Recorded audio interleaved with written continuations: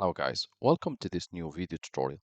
In this video I will show you the easiest way how you could add a text into a set of column or cells in a column. To do so, begin by selecting your column or the set of cells which are in it. And the next step, we are going to click on the little arrow next to number and their home tab. And here click custom. We're going to select 0.0 option.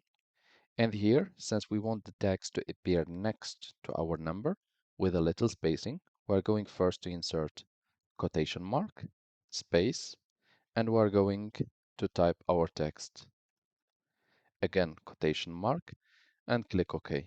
And this way, it has been added to the entire cells.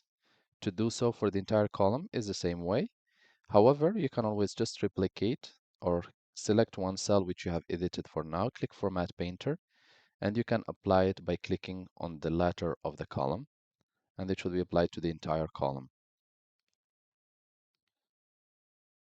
Let's try again. And as you can see, it has been added. Thank you guys for watching, and talk to you soon in a new video tutorial.